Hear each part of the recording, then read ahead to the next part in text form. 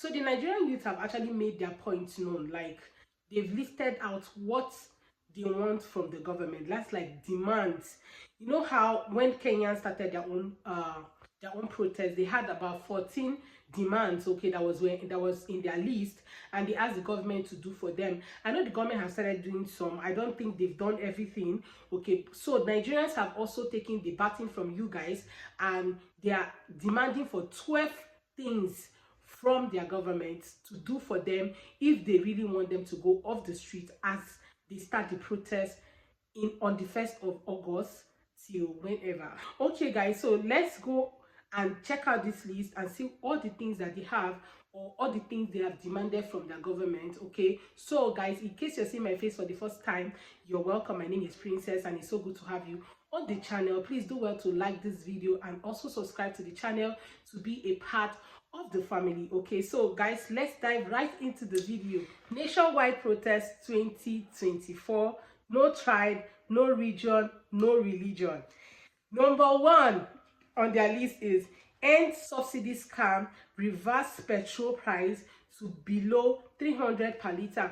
Guys, if you don't know, Nigeria is actually an oil producing state, okay, or producing country. So we manufacture crude, and most times they export this crude out of the country, and only for them to import back fuel. Okay, this doesn't make sense because we have refineries built around the country. Subsidy has been removed, so they're asking for it to be reversed. Because if you don't know, President Tinubu removed the subsidy from the day one that he entered into office, and this has really impacted or affected the lives of people in ways that we cannot fathom anymore. So people are saying remove the subsidy, and also reduce the price of fuel at least to below 300 naira per liter. Before now, we used to buy fuel for 180 something naira.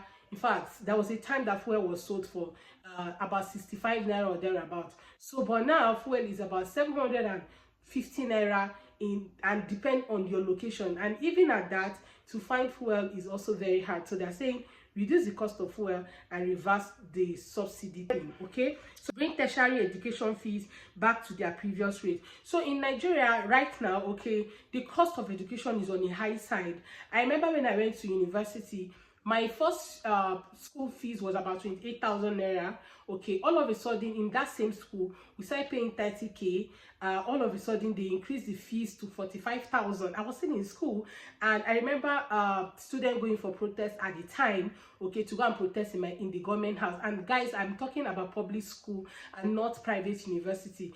All of a sudden now, I think the school fees is about 100 and something thousand naira, and this is a public school, for God's sake. So they're saying if that the government should reduce the cost of education, because there's some people that really cannot afford education in Nigeria currently. There's some people that lives in the village or that depends on farming and all of that. They're not even able to afford education, and the prices are going high. So there's every possibility for us to have illiterate people that did not graduate at all in Nigeria, which is also not very good for the economy. So they're asking the government to reduce the cost of education, okay, to its previous rates. Maybe if they return to 28,000, will not be a bad idea. So the third thing is restore electricity tariffs to affordable levels for the public. So electricity is one of the things that we really do not have constant electricity in Nigeria, and at that, people are still paying high amount for just electricity. Okay, per unit I heard is about 260 naira per unit, and guys, is on the high side, okay, for a country that actually gives electricity to other countries. And trust me, these other countries they give electricity to have more electricity than us that even lives in Nigeria. But that's not even the point. The point is that bring back, like, reduce the cost of electricity and give us constant electricity. That will make a lot of sense. The first one, return import duties to their previous rate. So I think that the cost of importation right now is also high. People importing home appliances, cars and all of that, they keep complaining that importation has gone up. They can no longer pay the charges that has to do with importation duties and all of that. So they're asking that they should reduce the cost of import duties so that business owners can do their business, okay, without a lot of stress paying importation duties and all of that. It's publicly disclosed and reduce the salary allowances of all senators, House of Rep, and the speakers. So guys, I don't know about you. I don't know about you in Kenya, in every part of Africa. You guys, let me know in the comment section. Do you know how much your speakers, House of Rep, representatives, your senators they make on a monthly basis? How much is their salary? Do you guys know? Are you aware of that? Because we in Nigeria, if you ask me, I don't know how much the senators make. I don't know how much their salary is worth. Okay, and they are saying that they should publicly disclose it and also reduce it. That's the way to reduce the cost of governance, right? Because a senator cannot just sit down in one place and be making laws that are not also beneficial to the people, yet you are still eating a lot of money that we don't even know how much that is. So they're saying reduce the cost of governance, okay, by reducing the cost of salaries and every other thing, because trust me, these people receive different allowances, not just salary. Okay, they have allowances, wardrobe allowances, travel allowances, every kind of allowances, fuel allowances. Guys, the allowances are just so much. Okay, and people are saying reduce it and also publicly let us know how much they earn. That's what we want. Okay, the next one is establish an emergency fund to support small and medium establishment. So guys, SMEs are really suffering, right? There's some SMEs that have really closed up because of lack of finance, and even when you go to the bank to seek for loan, the interest rate is on the high side. So they're saying bring out a particular fund, emergency fund for SMEs. Okay, not just to bring it out, please make it reachable or accessible to even the small business owners that is. So the next thing is make INEC independent of executive branch with transparent processes for appointing its chairman. I know you guys might not know who the INEC is. Okay, INEC is actually an independent body that is in charge of elections, okay, in Nigeria. They're saying that if you say INEC is an independent body, then allow them to choose their leader, allow them to choose their own chairman, because trust me, when the president chooses a chairman for INEC, there is every possibility for him to also dictate to the chairman of the INEC body of who to make sure that the person wins an election. It is very possible. Okay, so they're saying let them be independent, allow them to be independent. Okay, reopen national borders. Okay, so I think some national borders are currently closed and they're asking that the government should do something about it by reopening it. Okay, and the next thing is enact a law mandating INEC to electronically transmit live electoral results. Okay, so guys, during the last election, INEC came up with the idea of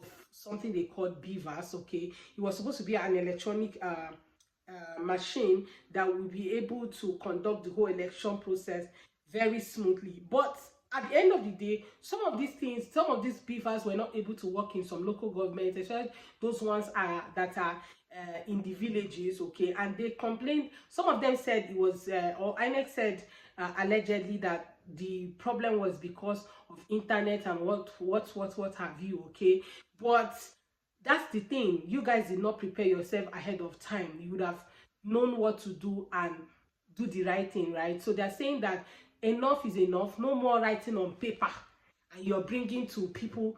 At the end of the day, you're the one reading it out and telling people, oh, this is the result from this particular state and all of that. No, do as much as possible to transmit their elections results electronically, so that people will be seeing it as it is happening. People are seeing it. Let there be an electronic machine that transmit these things. It's not you coming and be writing, oh, this state has 5, this one have, you know, all of those kind of things. So they're saying enact a law that will mandate them to be able to transmit the election results.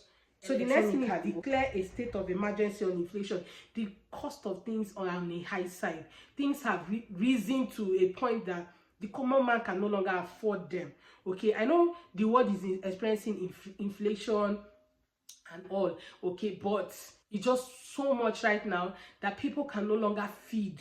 Okay, the common man cannot feed a 3 square meal in a day. Okay, so they're saying let there be a state of emergency on inflation. Is to reform the judiciary. Most times people just go for a case and they keep adjoining and joining and joining. Okay, it will take you years for you to get the justice that you're looking for and all of that. So they're saying reform the judicial system of the nation. Okay, so Yeah, these are the 12 things that the Gen Zs are actually asking the government to do in Nigeria as they go on the nationwide protest. Okay, so Kenyans, let me know in the comment section, was any of this in your list when you guys were also demanding from your government? Because I know you guys had about 14 or thereabouts, but let me know in the comment section if this actually has anything or relate to what you guys demanded. Okay, and do you also support this demand that these Gen Zs are making in Nigeria? Because you guys are the leading people, you guys are the ones leading Africa right now, or African youths right now, and we they follow.